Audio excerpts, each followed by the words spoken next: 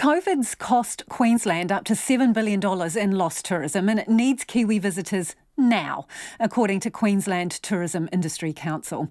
As you heard there, New South Wales could be our first quarantine-free destination, but Queensland is desperate to get in on the bubble, and its Tourism Industry Council boss, Daniel Gschwind, believes waiting for zero community cases before opening the borders is unrealistic, and it's about managing risk. Well, we should certainly be included. I mean, New Zealand is a very important market for us, for Queensland here. Nearly half of the holiday visitors that come from New Zealand to Australia come to Queensland. As a matter of fact, that's 250,000 people, the holiday visitors, on top of the 500,000, not on top, but included in the 500,000 visitors to Queensland from New Zealand every year. So it is a big market, and you bring a lot of value to our economy. So, well, Sydney seems to be potentially the first cab off the rank in terms of a bubble. Why would that be? I mean, how are you tracking with COVID? No, we have an excellent record here in Queensland. We have very few cases and no infections, for instance, in the last 24 hours. So we're in a very good space, and everybody here, you wouldn't know it. Walking around in Brisbane at the moment here, you wouldn't know there's any COVID risk. We have our measures in place, we have our restrictions in place, but they're pretty relaxed at the moment, and we have a very, very good track record, as does New Zealand. So it's an obvious partnership that could be formed and certainly would be beneficial to both sides of the Tasman. What's standing in the way of it happening? Well, I hope it's not politics. I mean, we do have a state election at the end of the next month, in October, and we have a different coloured government here to the federal government. So we hope that's not an impediment to finding practical solutions and safe solutions for all parties concerned. And we believe it's possible to do this. We strongly believe that the health track record that both New Zealand and Queensland and Australia has allows us to move on and get on with some normality in our lives, and the partnership across the Tasman is very much part of it.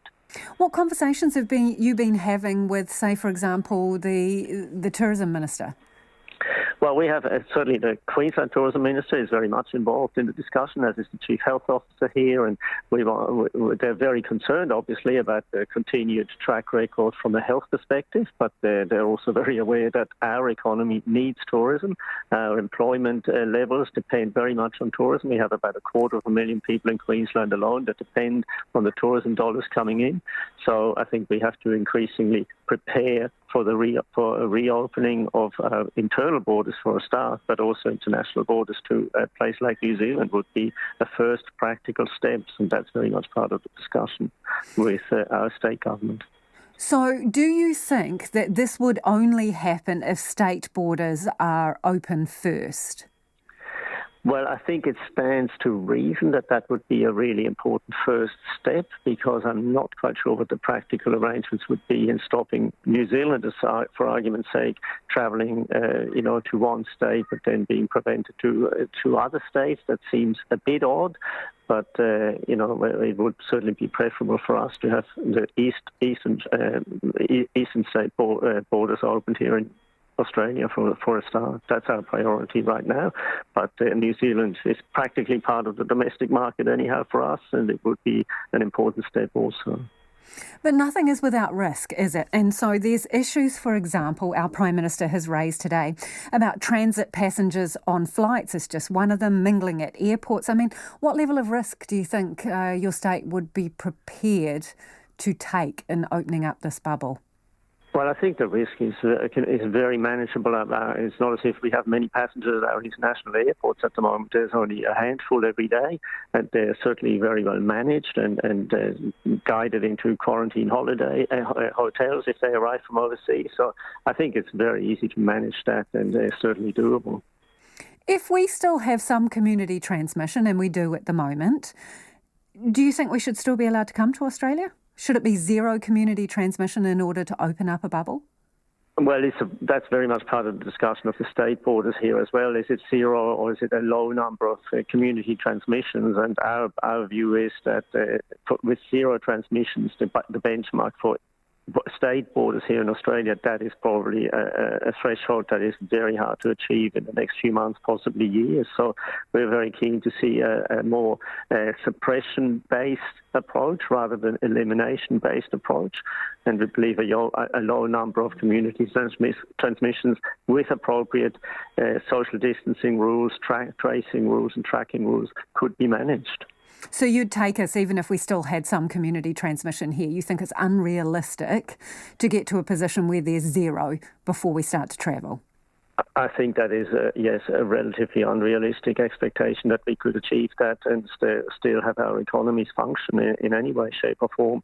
And that's really the position we take. Obviously, the health authorities have a slightly more cautious approach, but we think all evidence has to be put on the table. And the support, the management measures have to be considered for their effectiveness, and they have proven to be very effective here in Queensland and elsewhere in Australia.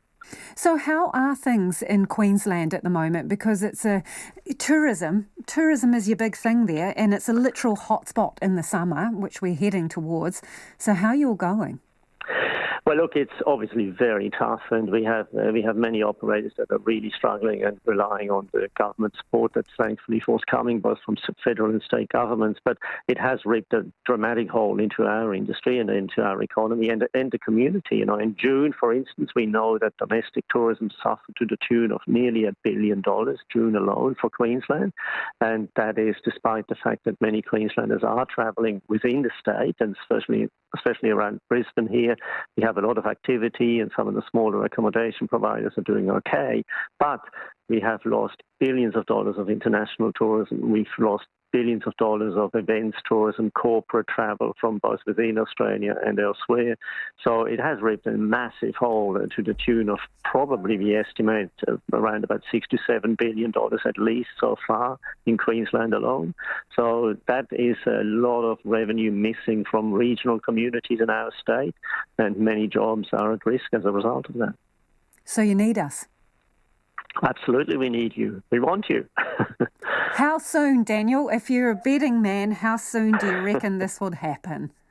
I reckon it could happen by Christmas. I really think it's possible, and I certainly hope it will be a reality. And that's Queensland Tourism Industry Council boss Daniel Gschwind.